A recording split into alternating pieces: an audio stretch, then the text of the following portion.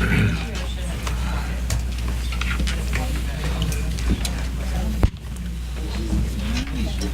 good evening, everyone. We're going to go ahead and get started. If we can take roll.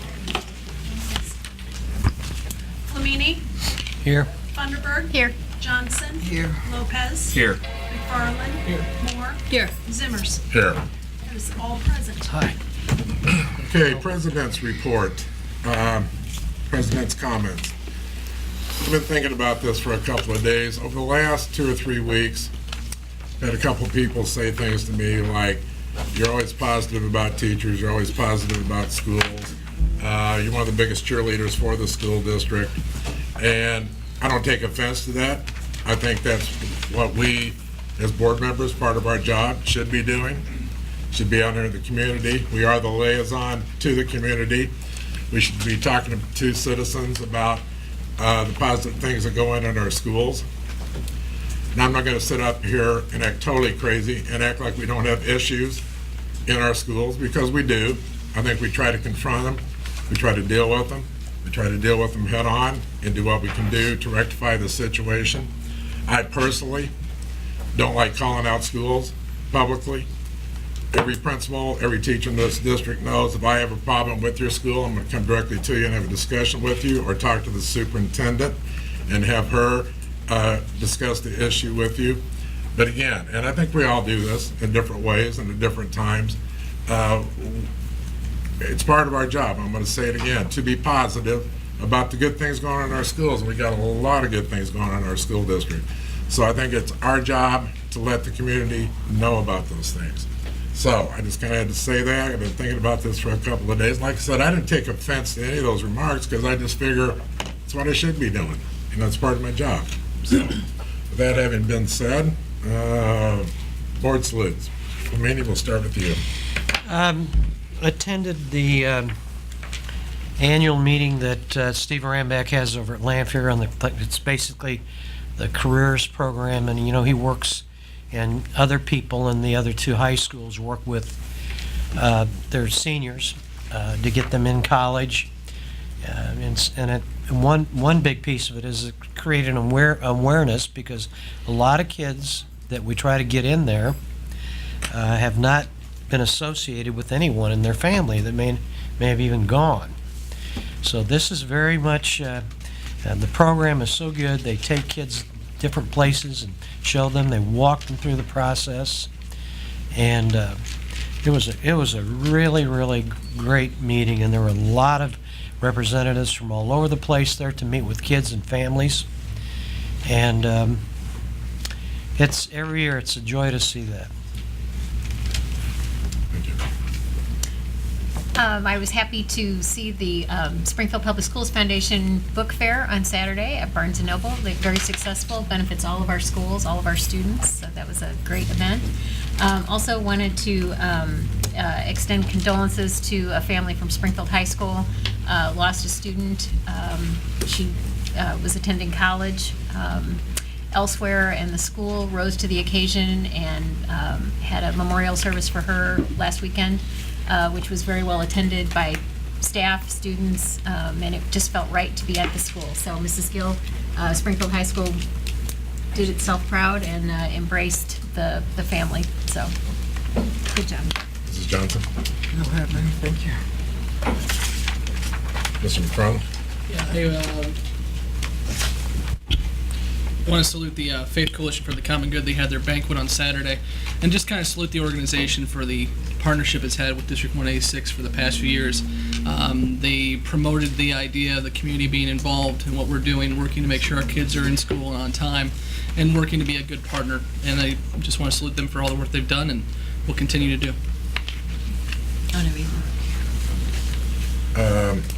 I have 4 here. I went to Jefferson last week. I had a good visit there. I had a little girl challenge me. They're doing a Read 6 Fall Challenge at Jefferson, and I think it lasts up to the holiday break. And I had this little girl come out of the library and say to me, "Mr. Zimmers, we would like to include you in this challenge." And I'm like, oh my gosh, I'm not really a book reader, so I'm going to have to get in gear here and read some books. So And I'll accept the challenge. I mean, she was really cute about it, and I really appreciated how she approached me, and so it was fun, and so I'll do it. Visited Douglas last week. I had written a Facebook page about Douglas, and one of the things I said in there, when I walked in there, Douglas is school like school. I mean, teachers in there teaching, kids are engaged, you know, people are learning, kids are learning, and so it was school. Went to Isles on Friday, and they are in the process of starting this year for reauthorization for the International Baccalaureate next year, so that will be a big part of what they do this year. It's always good to go to Isles. They always have a lot of good things going on there. That staff is always very welcoming when you come in. They're glad you're there. They want people to come visit them. And today I was at Washington. The main reason I went over today is because Marty Hewitt from the BIS Foundation Behavior Program is there. She's in town this week doing some training, and she just happened to be at Washington today. So had a nice visit there this morning. And Mrs. Gill, I think you probably have some Yeah. board salutes. Well, I second the Public School Foundation. That was a fabulous event on Saturday. There was a lot of other things going on there too, because we had the Southeast Sensations perform. There was I'm not sure who performed in the morning. I'm going to not be able to say who it was because I wasn't there in the morning, but we also had the Franklin Show Choir came and did and they only had their 8th grade members come, and it was just a great event, a really big school district outpouring of support for the schools across our system. So that was my other big shout out, and then I'll come back during my superintendent's report. Now it is my pleasure. This year we have a new student representative to the board. We had 10 students apply this year, and we had some excellent candidates. Got down to the final 3, and they were excellent. And this young lady that we're going to have, she is something else. We are so pleased to have her with us. She's going to be excellent. At this time, I'm going to take you through the oath, and then when you're done, we'll let you say a little bit about yourself. And if you have any people here with you that you'd like to introduce into your family, feel free to do so. But we'd kind of like people to hear what we heard, where we're so impressed with you, so if you can tell us a few things about yourself. So we'll go ahead and start. I, Rosalind Ewa, do solemnly affirm that I shall faithfully discharge the duties of District 186 Student Board Member. I shall serve as Board Liaison to the student body. I shall represent student interests to the board. I shall adhere to the highest ethical standards and shall encourage and respect the free expression of opinion of all who come before this board. very good, very good, wonderful.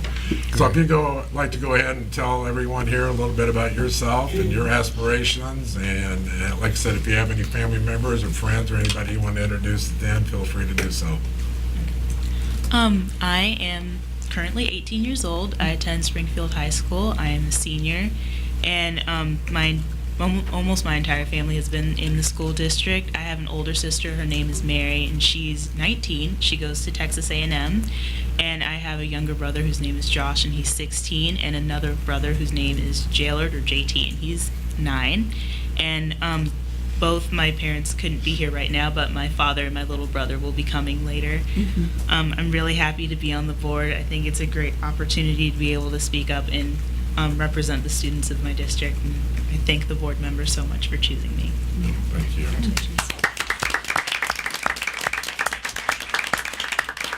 Rosaline, we talked when we met last week that you get to give a salute too, so is there anything that you would like to salute today?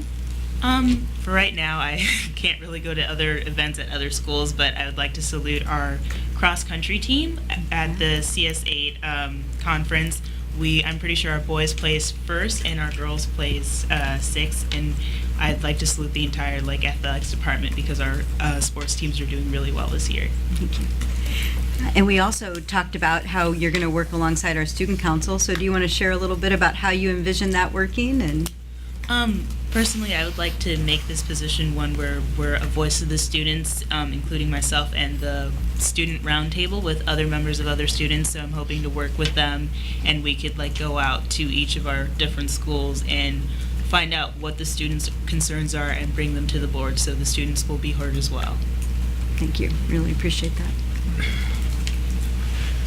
Okay, now for discussion items. 4.1, Old business, does anyone have any old business they would like to bring up or discuss? Any old business? Hearing none, we'll move on to 4.2, excuse me, new business. Does any board members have any new business they would like to bring up?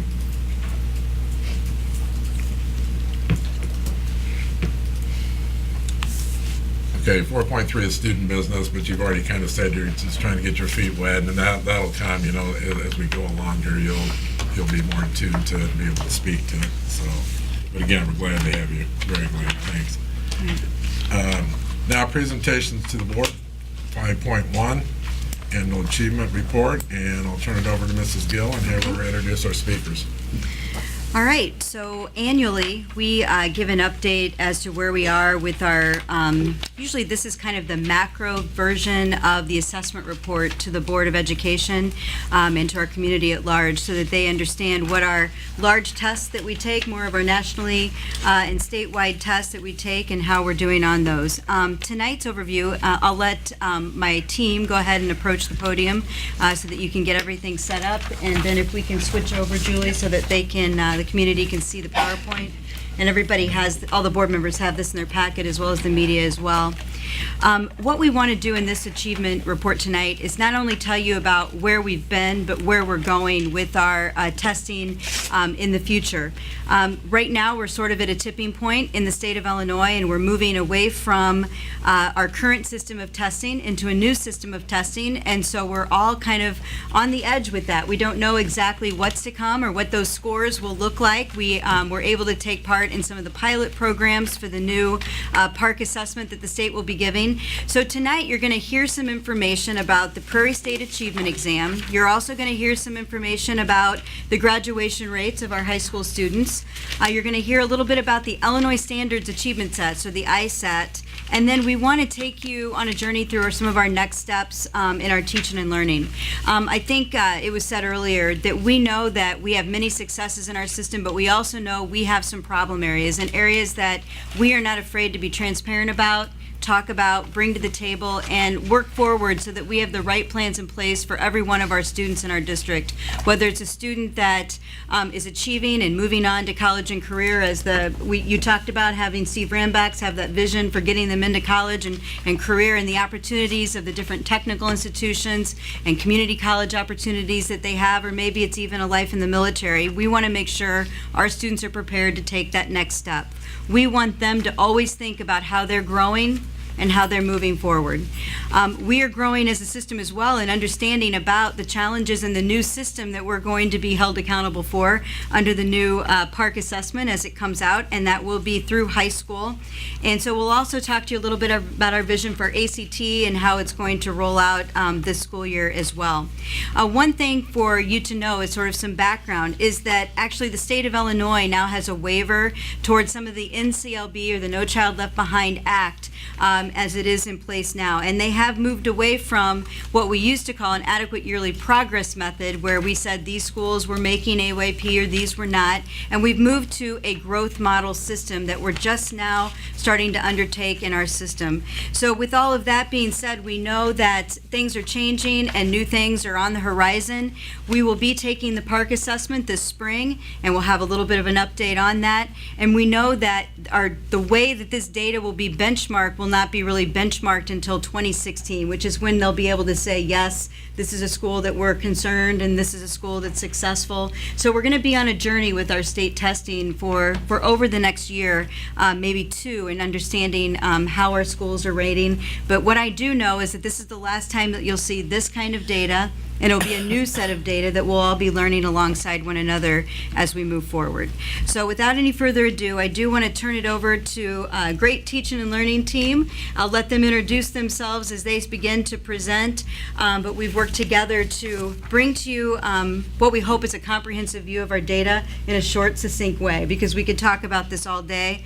And once again, we're not afraid to talk about the hard points of this data tonight, and we're celebrating our successes relentlessly within our system. And we're willing, as a team, to take what we have and move forward. So I'm going to turn it over to Sheila Boozer, our Director of Teaching and Learning, to talk to us about having a growth mindset and what we're trying to do with our professional development as we move through the system. Thank you. Thank you, Superintendent Gill. She's already, Superintendent Gill already kind of alluded to the fact that we've had to shift our thinking. We've gone from, and actually I'm quite excited about the fact that we've moved from the attainment model to the growth for every student. That shift in thinking is making us understand and realize that not every student gets to the same destination at the same time. There's a path that they take, and sometimes some of us take a little longer to get there, but the goal is that we all get there. So I'm excited about the fact that we shift from attainment to the growth of every student. And with that growth model, we have to think about a growth mindset, which leads to student achievement at all levels. So it doesn't matter where you came from, it doesn't matter who you were born to, it doesn't matter your situation that you were born into, it doesn't matter what you think, how intelligent you happen to be at birth or those kind of things, because it's not those factors, it's your mindset that really matters. Hard work and effort are going to be rewarded, and that's what we're pushing for. We're making sure that all of our students have access to rigorous academic curriculum with supports and high expectations, because when we have that, it promotes a higher and a greater environment for learning, because we want to make sure that there's nothing more exciting or more engaging or more interesting than learning, because that is our focus.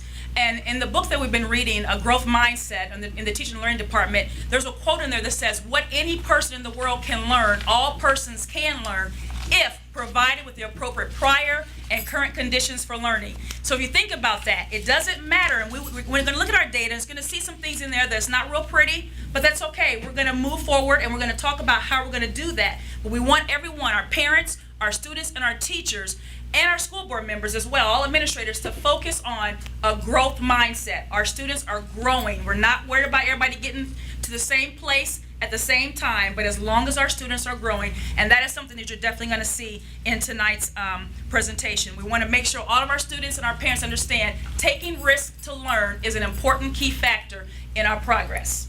And now I'm going to step aside and let Ann take over for this next piece. Thanks, Sheila. That's a powerful message.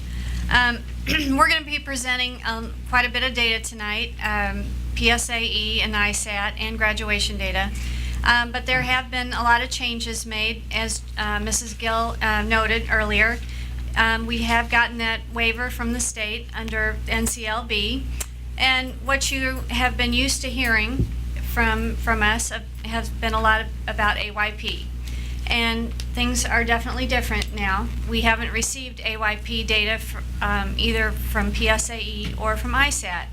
So the data sets that you're going to see now reflect what's called district performance profiles.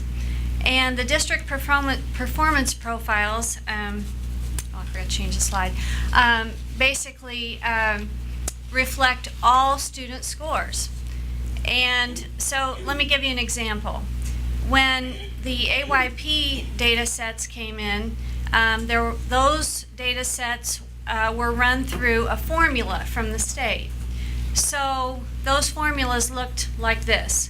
The school AYP formulas reflected students who had been in those schools on or before May 1st of the previous year.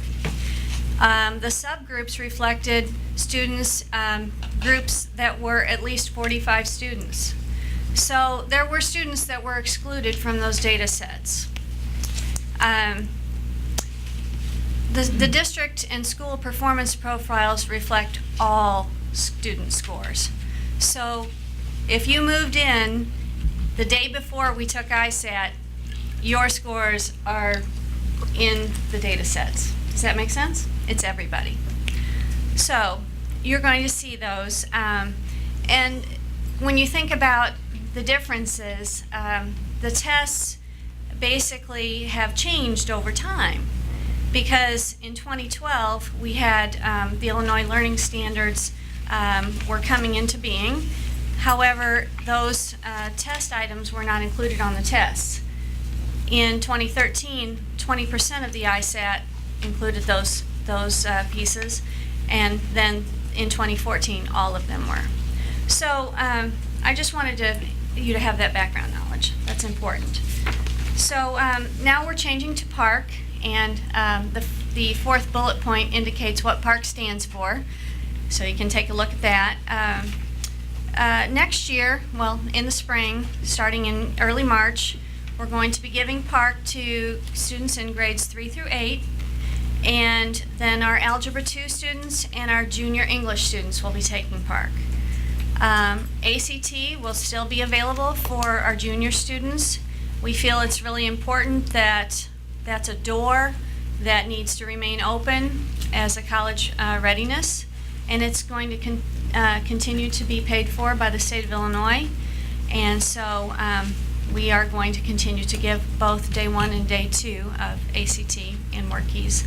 So that's really important. So, okay. And Cherie's going to continue and talk about the PSAE. Thanks, Ann. I'm Cherie Morrison, Director of Secondary Schools and Programs. And this first slide here pretty much just shows us and gives us an idea of all of those who participated in the Prairie State exam last year. Please note that students may be counted in one or more category. So they could have an IEP, and also their ethnicity could come into play, or also be a low-income student. And our next slide shows our reading, and overall we show gains in reading, and this can be attributed to the common assessments that we worked on in reading, the new Illinois Learning Standards, the focus on literacy shifts, and the focus on asking all teachers to include reading, writing, listening, and speaking skills in their daily lesson plans. Next is a focus on our math, and there's some information there to show that we had overall gains in math. Again, this could be attributed to common assessments and just using those assessments and information from that to inform our practice.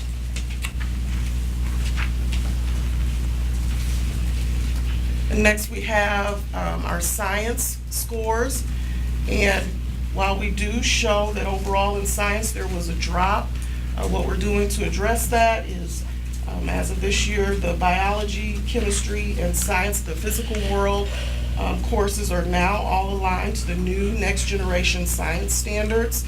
In addition, using that gradual release of instruction and focusing on collaborative learning to help address our science needs.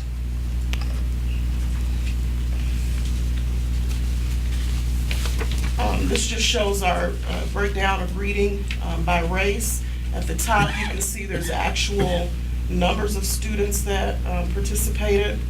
And we do want you to know that this is something that when the students are filling out their information for their tests, they self-select and they bubble in their races. So some of that could be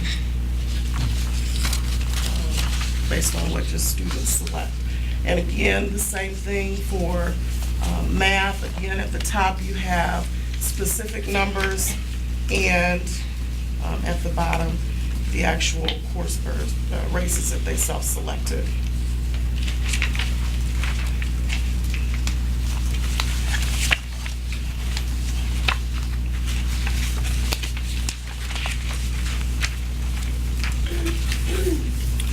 Okay. On this particular slide, we want you to note that writing was given last year after not having that for 2 years, and 41.4% of our students met or exceeded.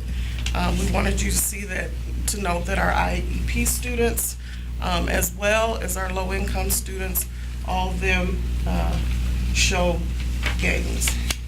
When you say writing, is that composition? It's not writing, it's composition. It's like analytical writing. And so it's mainly based on nonfiction text, and they'll give you multiple samples of writing, and then you pull information together to write kind of an argument. And we did want to note that the reason why that wasn't given for 2 years is just because it wasn't funded by the state board at that time.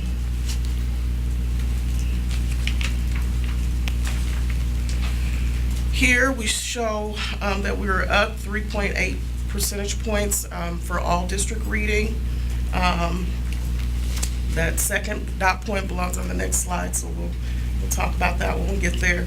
5.7 increase in percentage points for African Americans. Again, 23.9% of African Americans meeting and exceeding. Overall, we're up in reading, and we're seeing gains in our African American population and our low income population. And then this is our math gains. Again, we wanted to know the overall increase for all of the district was 2.4 percentage points, and that was shown on that last slide.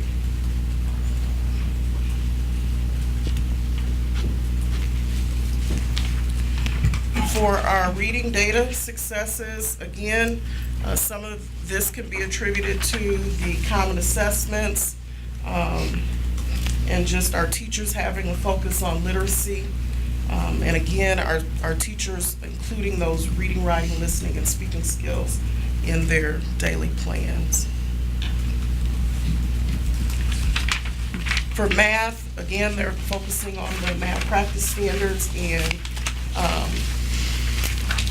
really focusing on those common assessments, so that's what we attribute to those. Sheree, can you just explain what a common assessment is across our 3 high schools? Sure. What that looks like, and then what data the teachers see so that they can use them during our Wednesday? Sure.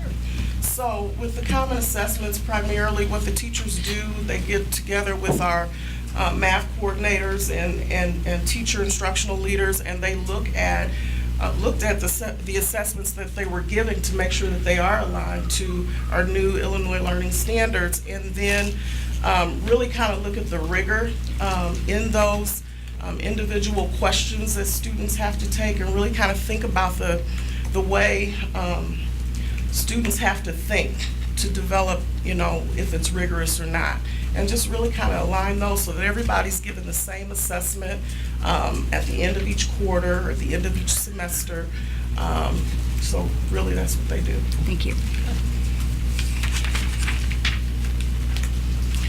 And then next we have some highlights from Lanphier. Again, a 2.2 increase in reading, 0.9 of an increase in math, and 4% increase in the number of students meeting college readiness benchmarks, and Ann's going to talk a little bit about that later. And the average ACT score rose in, it looks like, all areas for Lanphier, and they attribute much of their success to their credit recovery opportunities, freshman forward, their summer school that they were able to offer through SIG was a huge piece, free tutoring, academic interventions, and conferencing with students. As for Southeast, again, gains in reading and math, as well as those who met the ACT benchmarks in reading and in science, and average ACT scores are up as well. They attributed some of their success to common learning goals for each course, monitoring progress for all students, consistent instructional models, interventions, and so forth. And then my last slide is focused on Springfield High, 3.8% gain in reading, 3.8% gain in math, gains for those students who met their ACT college readiness benchmarks in math, and a 5% gain in science. Again, ACT average scores are higher in all areas. And Springfield High is working on literacy shifts, the gradual release of instruction. Of course, they attribute those early building of relationships through freshman forward, face-to-face communication with students. Again, they're going to be, not again, but for the first time, Springfield High is going to be embarking on or making the grade this year, and that's going to be held in December for Springfield High and their credit recovery programs as well.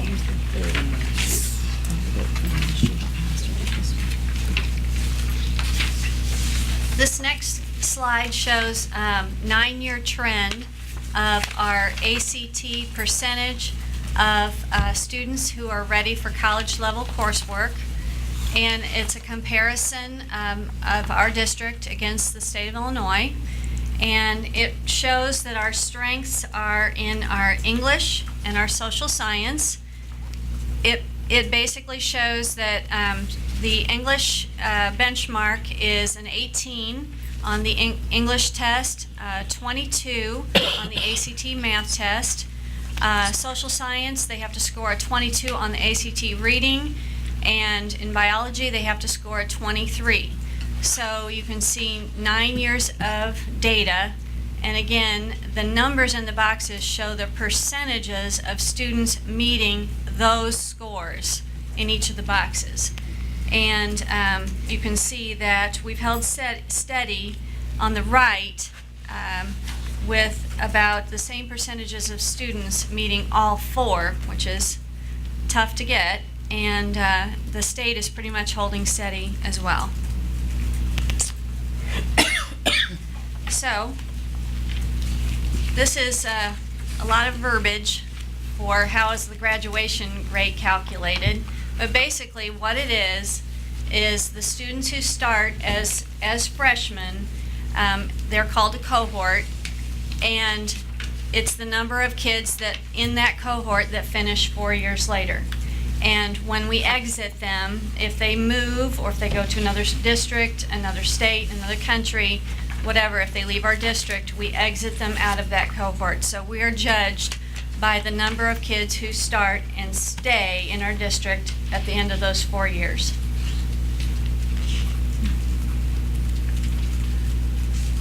And by the way, that's a state and a federal definition. We also have a 5-year extended graduation rate. We're judged essentially on the 4-year graduation rate. But it's good to see a 5-year extended graduation rate too, because we really want kids, if they didn't finish within the 4, to stay and finish.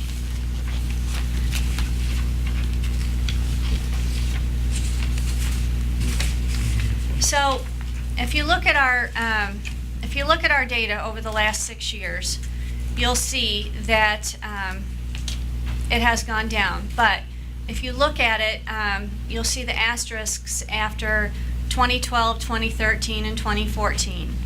And what that means is that that new state formula was in effect, and I talked about this with the board last year.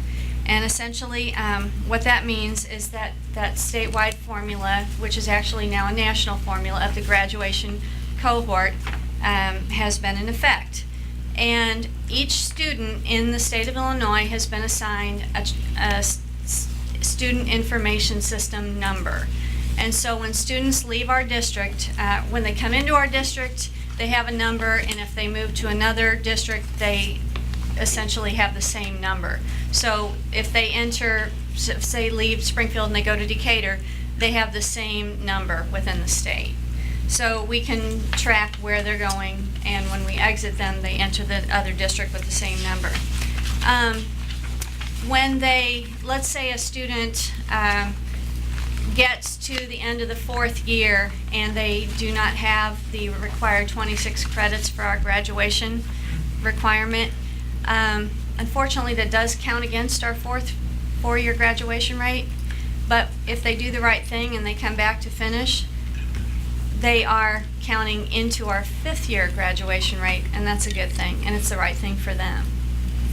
So the thing to think about when you look at those numbers is this.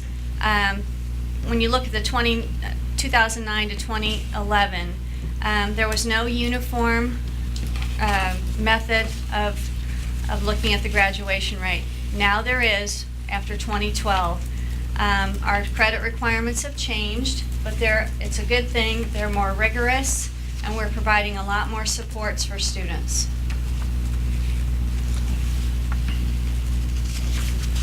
So here's where we are now. The salmon is our 4-year cohort, our 4-year rates, and the gold is our 5-year rates. One of the things that you can deduce from looking at this is, especially if you look at Lanphier and Southeast, if you look at, say, for instance, Southeast 5-year rate, those are the kids that took 5 years to graduate in 2014. And if you look at the 4-year rate from 2014, you can really see how that the supports that are being put in place are really making a difference. Because the rates from four years are higher than the 5-year rates The in the previous year. past. You So can see that do you, those supports are are really you saying that working. in 2014, the kids who started in 2010 that were 5 years, that also includes all the kids who graduated in the 4-year too? So total over the 2 years, they were able to graduate 58, but then this last year, they were graduating 64.8, Right. and that's not continuing, talking about the kids who are continuing this year, so that rate will even go up, we It hope. will even go up. Okay, thank you for explaining that. Yeah, thanks for clarifying. That's hard to explain. So additionally,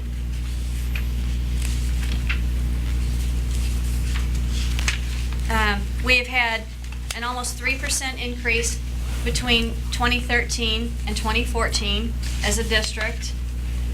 And we are doing, I think, a very good job at our high schools tracking kids who are leaving. We have a very good system in place for exiting kids who leave over the summer.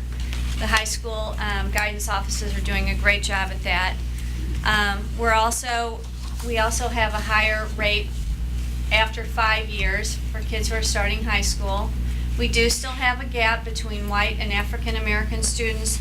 We know that that's really important, that we're addressing that, and we are providing a lot of supports for that, for those students. We know that our low income students are still not graduating at the degree we want them to. Neither are our IEP students, and so we're still working on supports for those students. And I know Mrs. Boozer is going to be addressing some of those in her part of the proposal. So, between the two of you or somebody, because there's somewhere around 33% non-graduating rate for the, in the cohorts that are there, what have we done to begin to track those students statewide to see if they are in another district? We Or- know where nearly every student is who leaves our district. We know if they're in a program, we know if they've moved out of state into a program, we know that if they've been homeschooled, we know all of that now because of this student information system. Okay, but suppose they've dropped out. We know if So, they dropped out. do you We have have some those information numbers, as to too. what the numbers look like on that? We can provide that. You can provide that.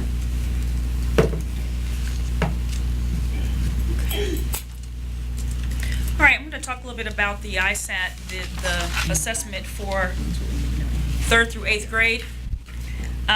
The key point here is that 100% of our ISAT, this in 2014, 100% of that were the new Illinois Learning Standards or the Common Core test questions, compared to last year, the 2013 year was only 20% on there. So that's it's exciting. And again, it's because the waiver of Illinois, I want you to remember that we're also focusing still on the growth model. So we're transitioning to the park, so no longer will we have the ISAT the way we know it. So the test questions are all on the new Illinois Learning Standards. So we're excited about this new growth we're going to show you. If you take a look at the 3rd, 4th, and 5th grade item breakdown on the park assessment, it's broken down for the literacy piece into 2 main areas, reading literature and reading informational text. If you notice, at 3rd grade, there's 25 questions. If you go across, you look at it for 3rd, 4th, and 5th, 25, 25, and 19 grade respectively on the reading literature and the informational text. You will notice when they get to 5th grade that we have more emphasis on the informational text. And the reason we want to make sure that's known is because now students are really actually reading to learn. In the past, it's been more learning to read, but by the time they get to 5th grade, it's really where they're reading to learn. And they're the key components under the 3rd, 4th, 5th, and the 6th, 7th, and 8th grade for the literacy piece is a great emphasis on key ideas and details. And basically that's if students determine the central idea, the topic, can they analyze the how, the why, what's going on in the story, can they read closely and determine what the text is really saying explicitly, can they read between the lines and infer what's going on. They're also the craft and structure, can they interpret the words and the phrases, can they analyze how certain word choices really change the meaning of the story or of the statement. The integration of ideas, they need to be able to make sure they can integrate and evaluate content presented in diverse formats. So you may have something you have to read, you may have something you have to look at, a video, and then compare the two. So really critical analysis. Also, they need to be able to validate and evaluate reasoning and relevance and analyze 2 or more texts that address similar themes or topics. So really away from the things we used to do in the past, but deep down critical thinking and understanding. Same thing here for our 6th, 7th, and 8th grade students. And what you'll notice here, the 7th grade, if you'll notice, 7th grade reading and literature is 9 questions, and then when they get to 7th grade, the 7th grade reading informational, it jumps to 41 questions. And we need to understand that there's a greater emphasis on that reading informational text because as our students matriculate, it's imperative that they are proficient in reading comprehension and reading complex informational text, because they have to be able to do this independently in a variety of content areas, because once they move on to post-secondary, they have to be able to read informational text at a high level and understand what they're reading. So it's more than just reading comprehension, but are they proficient in reading complex text? This slide here shows overall reading by grade through 3 through 5, and if you'll notice, there's a slight increase. In 2013, the 3rd grade scores did drop a little bit from 2013 to 2014. And 2013 it was 53%. And 4th grade there's a slight increase from 47 to 48. 5th grade from 45 to 48. And we are excited about that growth because it's a new format and more rigorous test questions. This is overall 3rd, 4th, and 5th grade by race. And again, 100% of our test questions in 2014 were Common Core or New Illinois Learning Standards. There were general gains by the time they get to 5th grade. You can see general gains for the most part there. We also, 2 or more races, we need to understand that 2 or more races, this is where parents get to choose. The students don't self-select as they do in the ACT, but parents mark which race, and sometimes they just mark 2 or more races, and you could fall into a category of African American, you could fall in a category of white, just depends on what the parent decides. So if you put 2 or more races either with the white scores or 2 or more races with the black scores, you could probably have a little different look at those numbers. So that's something we really want to make sure we understand, because generally that's the population. When 2 or more races at the elementary level is generally African American and Caucasian, and sometimes we may have African American and Hispanic, or Hispanic and Caucasian, but for the most part it could fall in either one of those categories. So I really wanted to bring that point out. This is the low socioeconomic group for 3rd, 4th, and 5th grade, and we do note that there is an issue here. And what we need to understand is this is something that we believe in teaching and learning in 186, that low income is not a disability. It's a living condition, so we must, as a district, address it. And so how do you do that? Part of that is looking at building background knowledge, because a lot of our students who come from poverty, their background knowledge is limited, their vocabulary is limited, their experiences are limited. So we have to figure out a way in which we can bring them up to speed, introduce them to things they've never been introduced to before, because what students already know about the content is one of the strongest indicators of how well they're going to do when they learn the new content. So comprehension strategies is not enough to compensate for missing background knowledge, and we understand that, so we have strategies in place to address that. Overall, 6th, 7th, and 8th grade data, from 2013 to 2014, we had an increase. The 7th grade stayed about the same, 47%, and 8th grade had a little dip. It went from 49 to 42, but again, a change in the test questions and the way we're teaching. Whole new teaching strategies are in place. This is another slide to take a look at it, 6th, 7th, and 8th grade by race. Again, if you look at it, there's some growth by the time they get to 8th grade.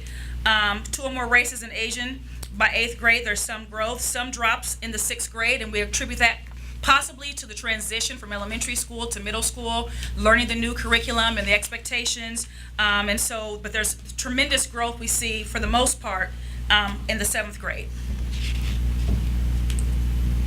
6th, 7th, and 8th grade, the same thing with low socioeconomic. We continue to see that same trend, so we really need to continue working on building that background knowledge. We also want to make sure that we have students who are more engaged in the learning process and interacting with one another, because research also shows one of the ways in which to build background knowledge for students is if they're interacting and having conversations with each other. So we want to make sure that it's not so much the teacher talk, but students are interacting and talking with one another. Here are some of the pieces on the park breakdown for 3rd, 4th, and 5th grade.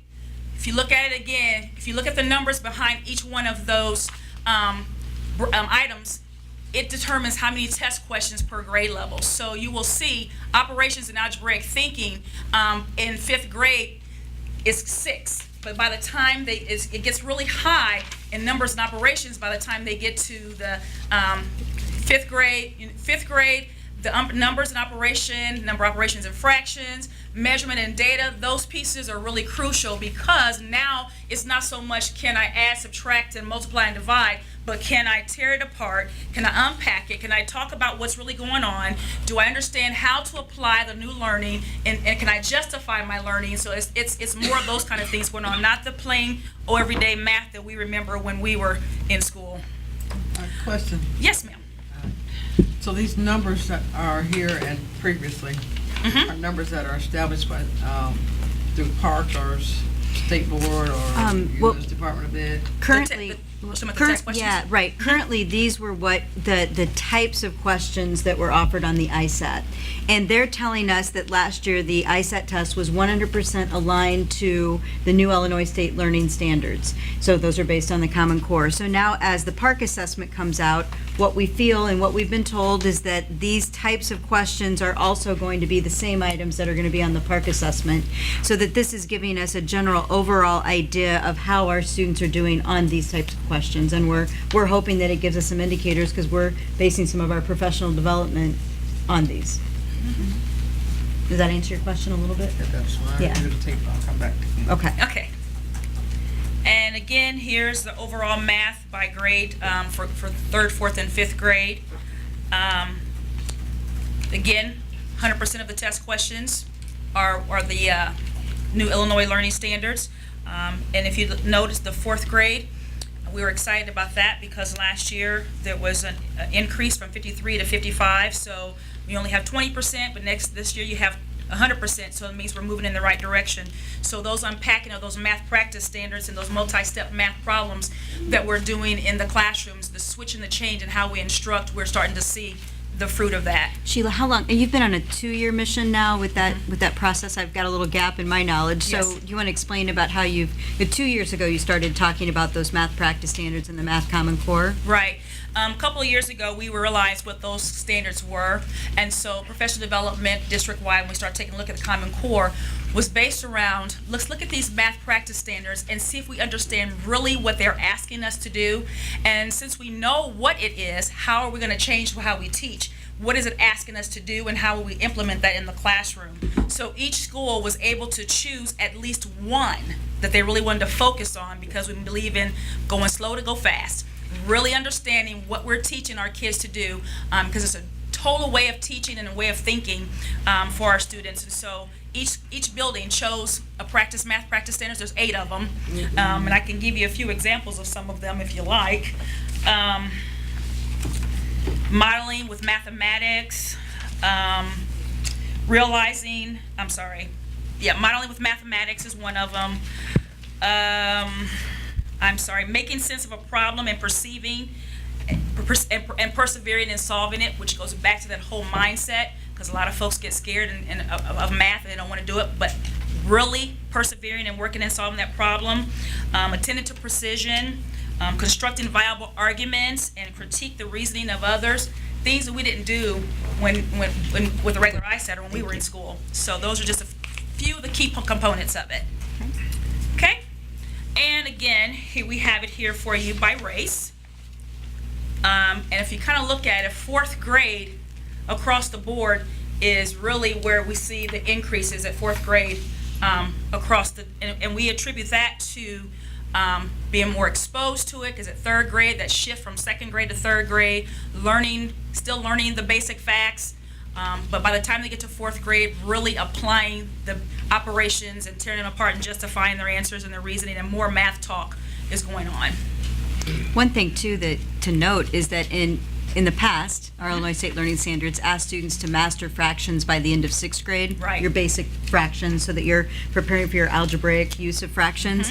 Now that has been brought down to 5th grade. And so a lot of these now, when we saw the dip in our math scores, we noted that the students were now having to do more rigorous work around fractions at the 5th grade level than they've been asked before. And I don't know, Rosaline, fractions are easy for you, but it's the one thing that we hear a lot of students say, boy, that stuff's kind of difficult and more, it takes a lot of higher order thinking skills to work through those problems that involve fractions. So that's something that we're working on. How can we shore up our curriculum and really start down in the younger grades, teaching them about those fractions? Well, one of the things as we we've move done with forward. that, Superintendent Gill, is taking a look at those math practice standards starting at kindergarten, because they start at kindergarten. So what does each one look like at each grade level, and how does it get more rigorous as it matriculates up? So that is one of the conversations that's going on in the school. So what it looks like at kindergarten, and can they master it then? Because what happens, everyone knows what happens K2 impacts 3-5. What happens 3-5 impacts 6-8, the whole thing. So where everyone is taking a look at what happens down here, and how can I make sure my kids are ready as they get to the next grade level? Because I think about when I taught 6th grade math in the middle school, it was fractions, and my kids came in not having a clue.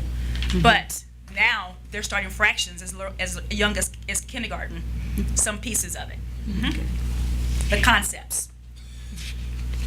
And the same thing with our low socioeconomic data for 3rd, 4th, and 5th grade for math.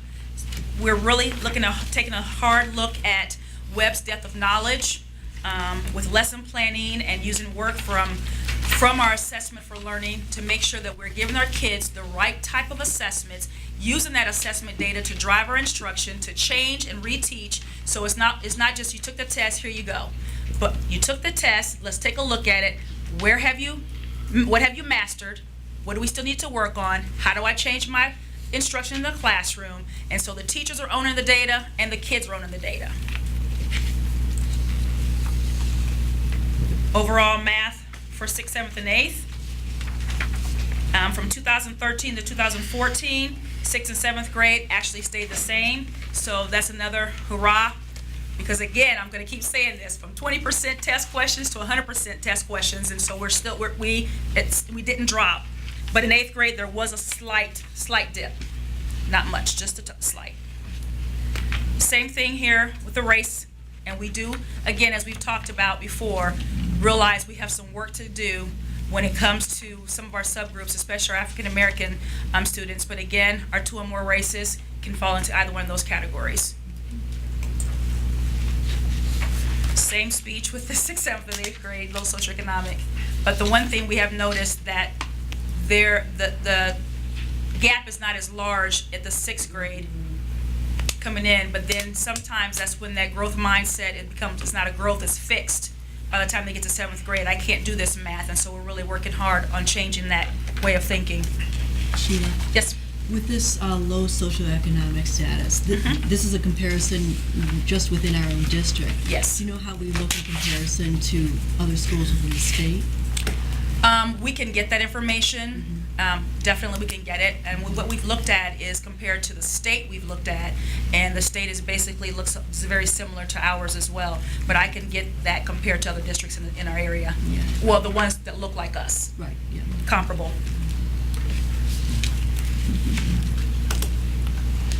Okay, and here's another area. This is just a quick snapshot of how we're doing with math and reading with our students who have IEPs. And we realize there's a discrepancy here with our IEP and our non-IEP students, and we're working to to use the data that we have to help us rewrite and implement those IEP goals. Because in the past, I'm not sure we really used the assessment data, this assessment data or classroom assessment data to write those goals. And sometimes it was goals based, they were not very rigorous. So we're ratcheting up the rigor for IEP students because you have an IEP, again, that's another thing. We have to stop making the excuse that because they have an IEP, they can't learn. They just learn at a different pace or in a different way. And so again, that's that growth mindset. So how do you, that's a troubling spot because some people, as you say, some of these children, I think, or they eventually prove that they don't really need an IEP, they just have a different growth, a different learning Style. Yes, style. yes. So as you go through this process, are you able to disaggregate some of those children out of the IEP process and into regular ed? That happens on occasion, and part of that is when we are learning more about differentiated instruction, and that's some of the things that we have to really embrace because we do have different learning styles, and we can't always teach to the middle, or we have to make sure that we are providing an environment for learning that is conducive for everyone. So one of the areas we're also looking at for that is looking at accommodations and modifications, and that will help us. If we learn more about the difference between accommodations and modifications and making sure we're applying those across the board the correct way, and then keep going back to that data, because the data really speaks volumes. We keep going back to the data, and if our students are growing and making those growth, the marks and growing that we want them to make, that will help us to determine whether or not, and then sometimes we pull back. You don't want to just take away the interventions, or you don't want to take away the accommodations, because that might be why the student is being successful. We found that if we pull all those things away from our students, then they plummet, and we don't want to see that happen. So we want to make sure we're doing the right thing for the right reasons. And then this is just some overall exciting data here. 11 schools between 3rd grade and 4th grade, despite the move from 20% to 100% alignment to the new Illinois Learning Standards, showed increase in their data in reading. So 11 of our elementary buildings, or I'm sorry, 11 schools. 3 through, actually, is it 3 through 8? No, you said 3 It's through 3 through, 4. okay, yeah, elementary. And that's just some more, and what we do, we look at cohorts. So when we talk about from 4th to 5th or 3rd to 5th, 3rd to 4th, it's that same group of kids moving. So we're looking for apples to apples, not apples to oranges. And then and I'm excited because we are making strides. We know we have a lot of work to do. We own this data, it's ours. We look at it as some baseline data, and even though ISAT is no longer, it's still some good useful data for us to help us see where do we need to go from there. So some of the things that we have in place, or we have district-wide PD symposiums where we're focusing heavily on assessment for learning, using that data to help in instruction in the classroom, a focus on the culture for learning. There's nothing more important than learning. These early Wednesday PDs are powerful because it's a top opportunity for our teachers to get together, analyze the data, backwards plan, and when we talk about backwards plan, you look at where your kids are going, where they need to be. At the end of the school year, at the end of the unit, this is where my kids need to be. Then you look at where they are and you create a plan as how they're going to get there from point A to point B. And the kids are involved in that planning. They understand, they own their own data. The teachers own the data. Making sure our kids are engaged in learning. We have a strong, powerful environment for learning. It's about relationships, how we treat one another, how we treat our students, those kind of things, how teachers are relating to one another. Student learning objectives for teachers and administrators. Well, we are actually putting names and faces to our data so we know which one of our students are on target, which ones are not, and it's not just by grade level, by class, or what have you. We know each student by name and each grade level and each content area who needs to grow. And that's something we're doing new this year with our administrators. Okay, so that's focused on administrators. I just have and we started this model this year. But I have a problem when you sit and look at children who are being expelled and their grades are D's and F's, and nobody has noticed that, like, we're this far along in the school year and there's no interventions. And that's one of the things that we as teaching and learning department sat down and we've spent probably about 5 or 6 hours one day taking a look at just what you said. We looked at this data here and compared it to our F reports, and we found out that there was definitely a correlation. So how are we going to make these adjustments? Now, student learning objectives is not new for teachers. This is the second year for teachers doing this, but doing it the way we're doing it this year is the first year for administrators, so that every student that you just mentioned is accounted for. And every administrator, not just the building principal, but every administrator that's in the building has to write one of these, and they have to have students' names and their data attached to it. And they check on them beginning of the year, middle of the year, end of the year to make sure they're making the growth. And from beginning to middle of the year, that's when the intervention plans are put in place. And we monitor those every 6 to 8 weeks, because you need to have at least 6 to 8 weeks to see if something is working before you switch to something else. So that was a concern for us, and so we wanted to make sure we addressed it. The new writing curriculum across K-8 is in place. We know writing is a powerful tool across all classrooms. We talked about using depth of knowledge, which is from Webb's DOK, higher order thinking skills. Are we asking the right kind of questions? Are we sticking to the low level questions? Are we really ratcheting it up and making kids show, justify, critique, analyze, synthesize? Are we doing all those pieces while we're instructing, not just when it comes to testing time? And then we just have the reading and writing workshops across the district, graduate release responsibility. We have the math practice standards, math talk. We have 80 one-to-one classrooms for technology, and that's not including the other classrooms that have access to technology, but 80 of our classrooms in our building have one-to-one technology in the classroom, and that's a powerful piece there. And then the district writing assessments focused on reading and annotating multiple texts. So can I really write an argument and use evidence? And this is some things that they don't know how to do until they get to college, but we're doing those things now. Collaborative learning, next generation science standards, common assessments in both literacy and math to drive the instruction, inform the instruction, change practice. Doesn't do any good to have the data, and it doesn't do any good to have the data and inform instruction if we don't change our practice. And so that is what our professional development is really about, changing practice, bringing student data to take a look at to see if the practice is changing and if we're getting the data we need from it. A lot of articles. Reading seminar, this is one that I really think you'll enjoy. This one, the complete reading class, is one of the things we do at the secondary level for students who have IEPs. They get real world experiences and they test their reading abilities, and then they continue to give them real world manuals for careers, because people don't realize the Lexile score for reading manuals for careers are more times more rigorous than they are for kids college textbooks. So these students who need the extra support in the real world are getting that, and so the data is really showing that it's working. Credit recovery, all these pieces are in place.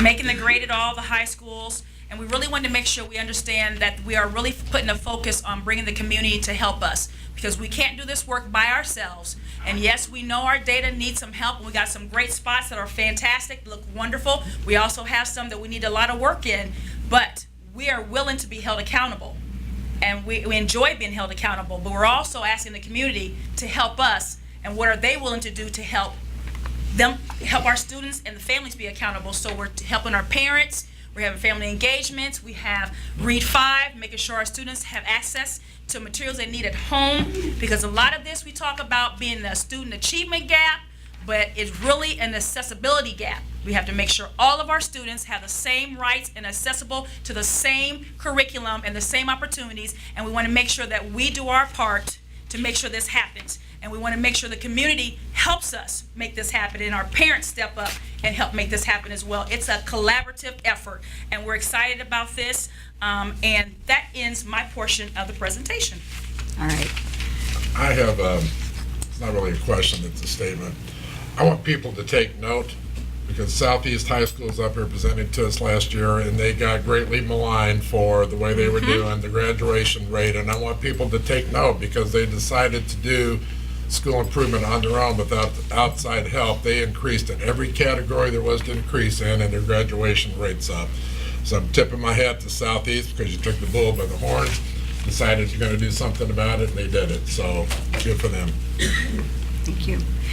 Just to wrap up tonight, I did want to answer one question. Member Board, you mentioned to me that you wondered if they had percentage goals that they were working towards. And what what we know about that is that each individual school has a Rising Star School Improvement Plan where they've analyzed their school data and set in path, like what they want to do to increase their reading scores or their math scores. And then they go about putting the strategies, many of which Sheila addressed in the presentation, and they are written in the form of SMART goals. So they are looking for those percentage increases. Interestingly enough, the way that the data was returned to us this year, it was returned just by grade level at each school. So the schools are having those conversations at their grade level about the grade level data, and they're looking at what we also discussed with our cohorts. So the fourth grade teachers are looking at how the third grade students did last year, because those are the students that are sitting in their classes right now, and looking to see how those students did overall. The schools were used to writing those performance goals in terms of AYP, and now we don't have that type of a data report. So they're looking at it in the cohort data and using that growth mindset to see where those students were in third grade, moving forward to see how they're growing, and then using a lot of the common assessments that were discussed to fill in the gaps that this data didn't give us this year that we're interested and curious. So once again, as we move forward, we're working to create that stability for students, trust between the community, the students, and the families, having that two-way conversation with our families so that they know how their students are doing. We have our parent-teacher conferences coming up at the end of this week. It's not too late. If any parent has not signed up for a parent conference, they can contact the school or stop by the school, even just stop by those days if they have an opportunity to do so. They start Thursday night around 5 o'clock, 5:30, and they go all the way until about 8 in the buildings there, and then also the whole next day during the school day on Friday, this coming Friday, where they can get those opportunities to learn about how their students did on this assessment, how their students are doing on there. And the way we're doing our elementary grading periods, they still have a couple weeks to help bring their grades up before they get their first report. So we're pretty excited about that information as well. Is there anything else from the board for the group? Mr. Zimmers, you took my question. I was going to ask you, Mrs. Morrison, to kind of draw some conclusions for us, but Mr. Zimmers did. And I really hope, Mrs. Morrison and Mrs. Gill and Mrs. Boozer, that you take the message back to Mr. Wind. It was very empowering for us to see that Southeast faculty over in the Grant Gym standing up and saying, as you've said, we own this data and we're going to work on it, and they have. And I think we should recognize their successes. So please pass that message along from the board. Couple quick questions. Where are we in terms of park and the bandwidth issue we've been talking about for several years? Are we going to be up to speed on that and ready to go? We actually have what's called an iTracks report. It's the system for what we call the bandwidth readiness and the device readiness. And we came back that we're going to be okay. Couple other ones. With Lanphier, you mentioned that one of the significant increases came from their summer school program with SIG. What's the plans for that summer school program now that SIG is gone? We're looking into that, and I just mentioned the other day to Mr. McVeigh and the crowd that we need to come together and have a summer school program and see where our money lies within all of our different grants, and come back to you with a report on our financial outlook for that. And the last one I have is, are there any discussions internally about our amount of credits required? This has been an issue going on for several years now, where our graduation rate, we see it, has significantly decreased as we've raised our credits. Now, I don't want to go back to 20. I think we need a requirement that is making our students ready for college. But are we comparable with districts that are our same size in the state? And are we setting our students up to succeed, or setting our students up to fail in terms of the requirements that we have currently? It's a very hard conversation because we believe in rigorous content. We believe in pushing our students to do the very best that they can. I believe that the district, when they embarked on these increased credits, thought that that was what was going to be needed for them to be successful in college and career. So to talk about decreasing those rates would be a hard one to have. We have done a comparative study around our area, and we do have more credits than existing communities close by, and one close by community has 26 and has a plan to reduce that down. We just want to hold steady and rigorous and hope that some of the things that we have in place are going to allow students to graduate.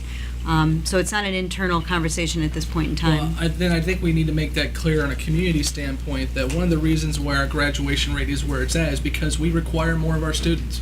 and I don't think that's getting out there to the community. And we've had conversations, and we, actually, one of our principals stated that he really felt that the graduation rates improved this year because we were communicating to families and the students about the importance in getting them into those right programs to recover their credits. But we don't want to set kids up for failure. We want to make sure we communicate to them up front about what's needed and then provide them the supports that you talked about in the interventions and not letting them get to where they have Fs and get so far down the road that they're not successful. Thank you. Follow that up. Sure. Is there a pattern, do you see a pattern of where students might be not taking certain classes? These kids that have to go into the 5th year or are struggling at the end of their senior year. Is there some classes that they stand out they're not taking? Or is it just a gamut? Is there certain credits that they're not receiving that is a pattern? Like a specific class or Like something? Are they Algebra 2 avoiding or something? whatever, yeah. You know what I mean? I don't, it's not really a matter of avoiding anything because they have to take certain But I mean, classes. if they but there may be put it off to the end and they don't get it, and Then it's they something they fail. need, so they're, is it a hard class? Is there a trend? Is there a certain specific class? It's something to look at. Thank you. Okay. Thank you. Yeah. I had a question on the, moving forward to taking the PARC test.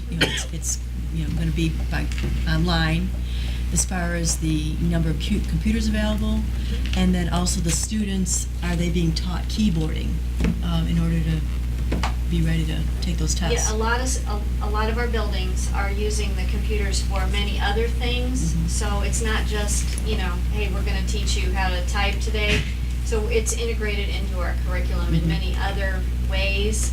And as you know, we did the PARC field test, and we were very pleasantly surprised how easily the kids adapted to taking the assessments on that.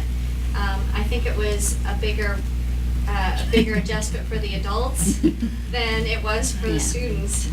It may not be that It perfect really, typing, because but my building last year was one of the first ones to pilot with using the computers, and the students were fine. It was the adults who were not sure what was going on, but once the kids got started, they were fantastic about it.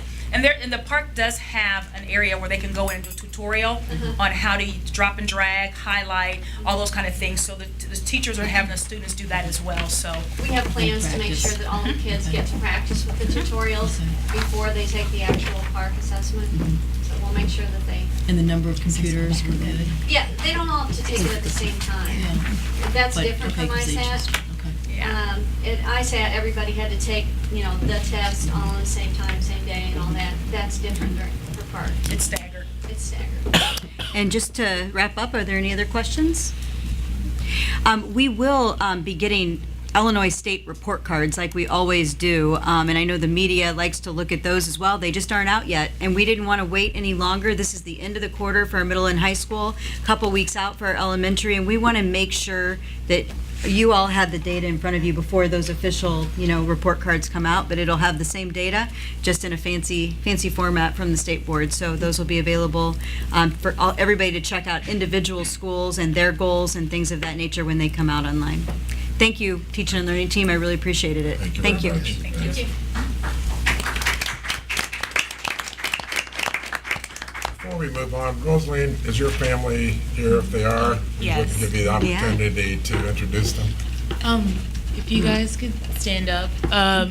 There's my father and my little brother back there. It's my father, Robert, and my little brother, JT. Thank you. We love your daughter, so thanks. Thank for you so being much. on here.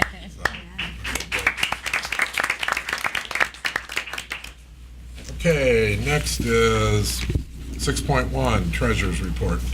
President Zimmers, members of the board, the district ended the month of September with a cash balance of $52.2 million in the bank for all funds.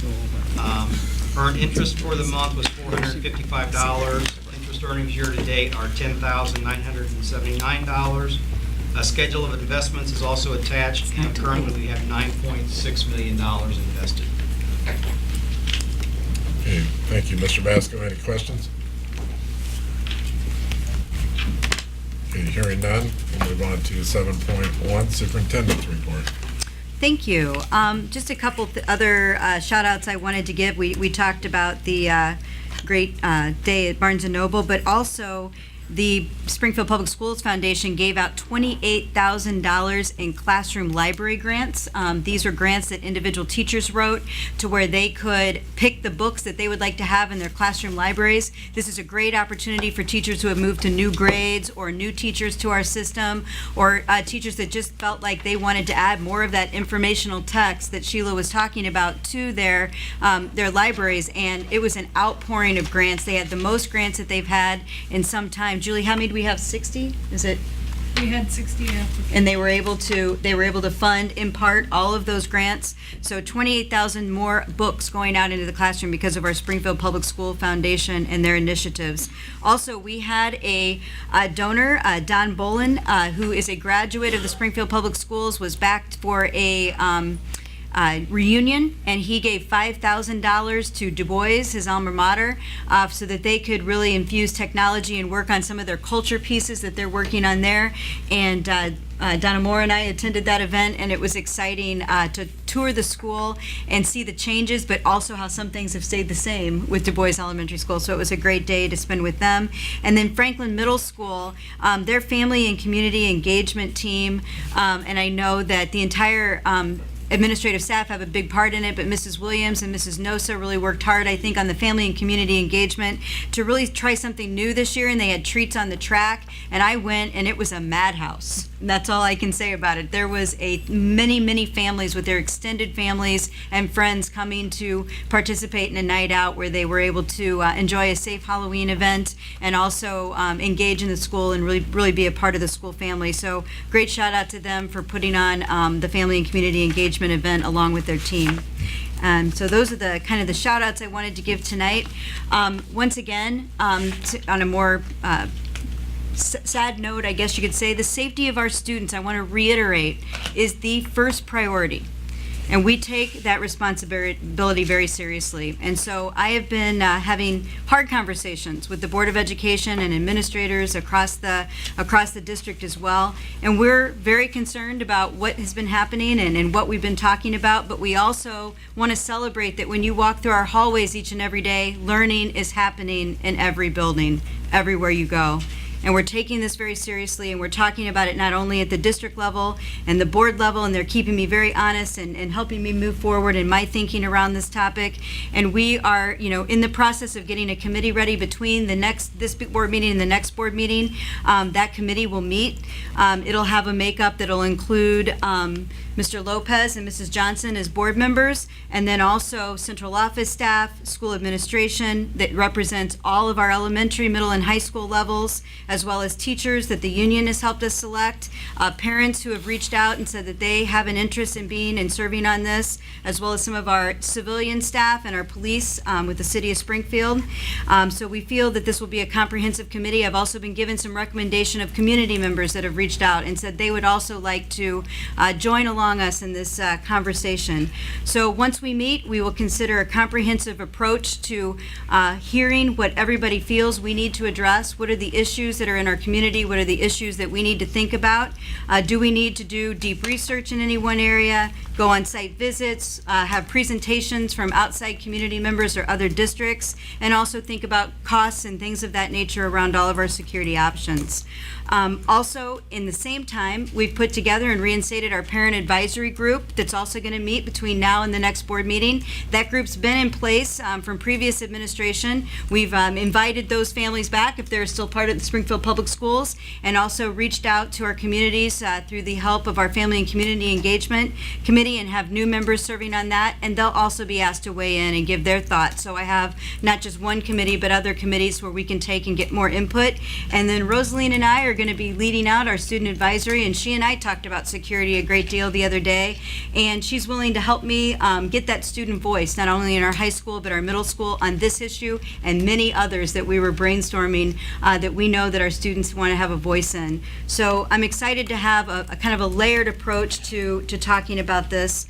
I didn't want to go throughout a board meeting without mentioning that it's clearly on our mind each and every day, and one where I have a lot of people helping me think about it, keeping me honest to what our mission needs to be. And it's not just about a Band-Aid, but a whole entire comprehensive look about how we're really approaching the culture in our schools, the students and their needs. So it's a commitment of mine to continue that work as we move forward. Another big thing that's always on our agenda is making sure that our facilities are safe and moving in the right direction. We have a brief report for you tonight, and I said brief, Mr. Lopez, did you hear me? All right. And it's a facility report. It was provided on the electronic school board. But what Daryl's ready to talk with us, Mr. Shaver, here today is just really where we've been with our health, life, safety funds, what we have left, and the projects that we're going to be able to complete as we move through our health, life, safety dollars in 2015 and 2016. Thank you. Right. Thank you, Superintendent Gill. Members of the board, I presented in the electronic school board the facility report. That's not an emergency call.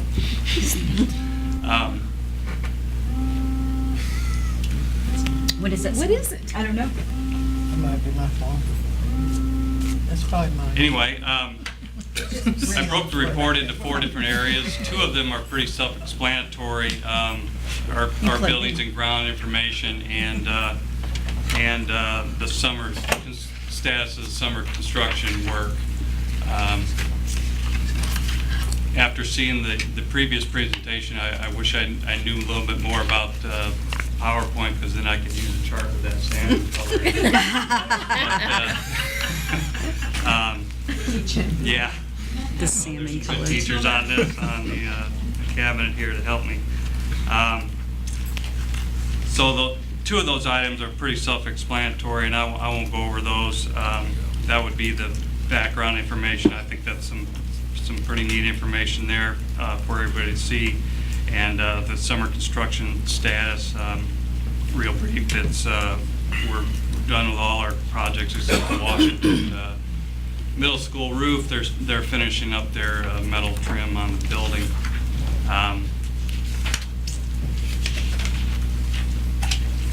As far as the bond status that we had, I need to make a change to that form. Our current fund balance now is $9,143,436. I was using a wrong number, and when you use a wrong number, you get wrong results. So, Okay, well, that is true. So 9 million. 9,143,436. 436. And before you had just said 10 million, so it's just a little, and I'm sure that that's because some of the projects came in a little over, or, I was using a couple of month-old number. Okay. And bills have been paid, and so that number has been Certain. drawn down. okay. Going to the last part of that, to the report though, is what we're projecting for the 2015-2016 year, using those funds. We have a total of $5,694,320. These are architectural estimates for use in 9 buildings. Most of that will be used at the Lincoln Middle School, which when you review the chart, you'll see takes up most of that work. Where are you at? I'm sorry. This is the final, on your final page. Oh, okay. Really brief. I'm jumping to the end where the big numbers are. Okay. It's all that matters. Yeah.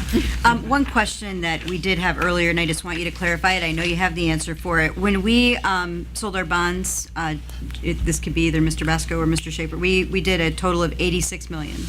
But on the bottom down here, your number says 88 for all of our projects. So can you just address that? Sure, that 88 number is actually projections for future, possibility of future work, 5, 10 years from So what you just said about, we have 9,100,000, right? left out of the 86. Right.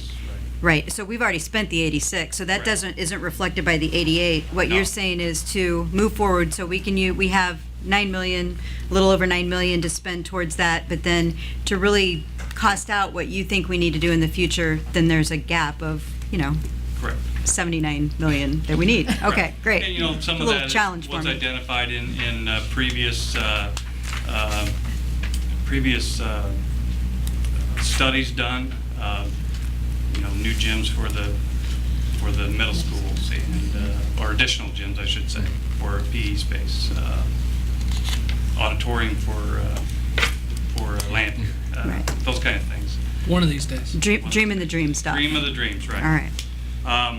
So that'll be in 2015, and then I would also like to correct and send to you this back chart for the 2016. I need to reduce that to $2,661,048. Wait a minute, $2,661,428.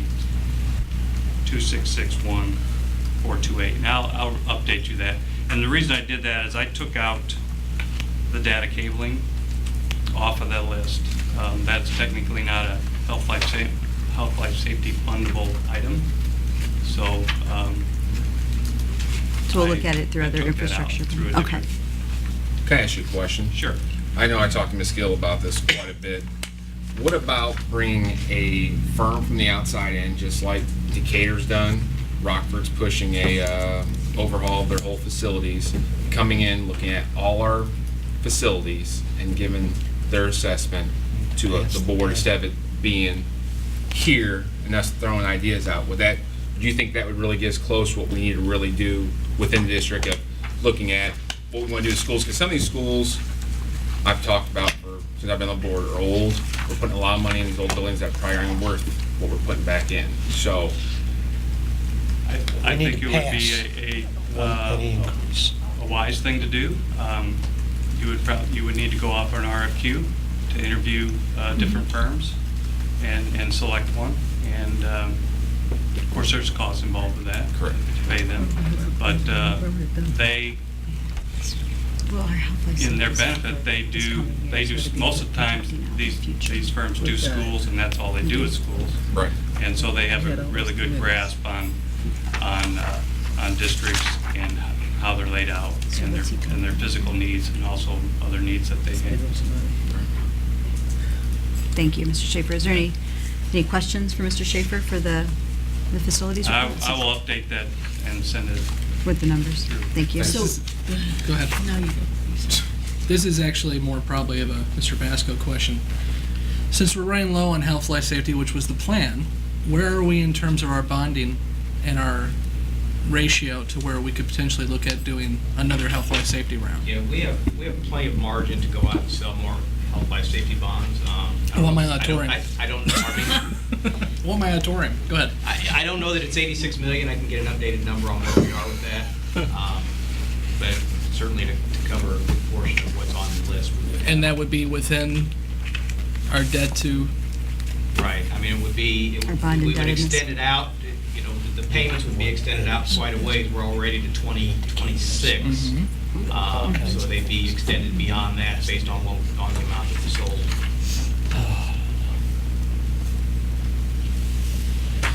Okay, just piggybacking off of Mr. Lopez's suggestion of having an outside agency. So if we have an outside agency come in, really what we'll probably be expecting to see more on this list of suggestions to, upgrade buildings. That's a possibility. Yeah. Okay, I mean, to me, it's like we know what we need to do. And, so why do we need somebody to come in and tell us what we already need, what we already know? a larger list of stuff that we can't pay for. Build a new high school. Okay. Oh, That's what I'm don't talking. start that again. Jim Leach will let me show what school we're taking down. You got enough Okay, trouble I last year. That's the whole point. You Right. can't help it. Would we learn anything that we don't already know? They might have a better idea of space needs. I would think that would be where their expertise comes in. Okay. I can tell you that room is a certain size and can hold so many kids, but they would probably have a better idea how that fits into the district as a whole and a vision for the district as a whole. We don't have a school architect online, Thank you. just for building projects. Any other only. questions? Just for like. Okay, hearing none, specific we're now project, we going to have go an to architect for that specific 8.1, consent We don't- action items. I'll turn it over to Mrs. Gill. Okay. I was in the middle of a little chit chat right there. So where are you? 8.1. 8.1. Okay, I recommend approval of the consent action items 8.2 through 8.4 as described in the corresponding resolutions. Is there a motion? So moved. Second? Second. Okay, any discussion? I just would like a clarification for item 8.4, the BIS training. Is this something that's been ongoing, or is this something new to Washington Middle School? Well, as far as the training is concerned. Right. I can answer that. He's better at the history than Okay. I am with that, so I'll let him answer. We've done this approximately 7 years in this district, and approximately 2 to 3 years ago, the previous board decided they were going to cut out all funds for PBIS, BIS, so basically we've had very little training around that for the last couple of years. We were able to find some Title I money, thank you, Mr. McVeigh, again, to bring BIS back in to do some training, because behavior is like reading or math. If you don't have training or professional development around it for a couple of years, then you're going to slip, and it's the same thing with behavior. So basically, Marty Hewitt, who is the trainer, the BIS trainer that's done Springfield all these years, is just coming back into the district starting this year to work with all schools that do BIS and provide training around it. Okay. So this is available for the whole school district, it's just going to be, centered at the Washington Middle? Well, while she's here, I mean, today she was at Washington, I think she's also supposed to be at Grant and Franklin. Okay. And then on the early dismissal PD day, she'll be back at Washington for any of the BIS schools that want to come, and they've all been invited, and their principals have designated certain people from each one of those schools that do BIS can come to that Okay. PD. All right. Any other questions or discussion? Hearing none, we'll take a vote. Funderburg. Aye. Johnson. Aye. Lopez. Aye. McFarland. Aye. Moore. Aye. Zimmers. Aye. Flamini. Aye. That is 7 aye votes. The motion carries. Okay, moving on to roll call action items. Mr. Sherman? Approval of personnel recommendations? President Zimmers and members of the board, superintendent recommends adoption of the personnel recommendations with one change. Personnel, page 1, certificated new hires, item 1. Please delete recommendation for employment. So moved. Second. Second. Any discussion? Hearing none, we'll take a vote. Johnson. Aye. Lopez. Aye. McFarland. Aye. Moore. Aye. Zimmers. Aye. Flamini. Aye. Funderburg. Aye. That is 7 aye votes. The motion carries. Okay, 9.2, approval of salary determination for central office. Just want to go all the way through 9.5 Yeah, we and could. just go through it at Yeah, once. what we're gonna do, these are the last 4 employee groups that we have done some negotiations with. At the end of it, I'm gonna give you a total impact of the education fund. So it's 9.2, which I just read, 9.3 approval of salary determination for non-represented employees, 9.4 approval of salary determination for ancillary support staff, 9.5 approval of salary determination for substitute and hourly support staff. So it's 9.2 through 9.5, so, We gotta do it one at a time though for vote. Yeah, go through them one at a yeah, time for the vote. 9.2. So moved. Second. Any questions or concerns? Okay, take a vote. McFarland. Aye. Hold on just 1 minute. Let me make sure I'm on the right one here.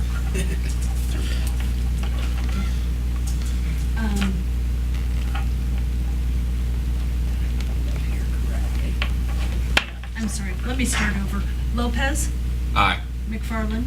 Aye. Moore. Aye. Zimmers. Aye. Flamini. Aye. Funderburg. Aye. And Johnson. Aye. That is 7 aye votes, the motion carries. Okay, 9.3. Motion, So moved. second. Second. Any discussion? Hearing none, we'll take a vote. Just one moment, my computer is catching up. Okay. McFarland? Aye. Moore? Aye. Zimmers? Aye. Flamini? Aye. Thunderbird? Aye. Johnson? Aye. And can we, Lopez? yep, okay, go ahead. Never mind. I think this is Aye. terrible. Thank you. That is 7 aye votes, the motion carries. 9.4. Okay. Hang on just a second.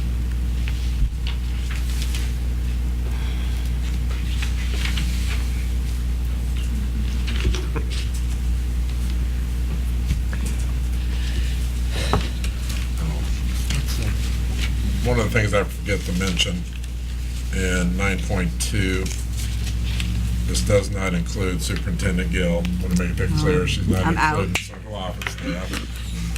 And a couple other people that are new to central office are also not included in here, so I did need to point that out.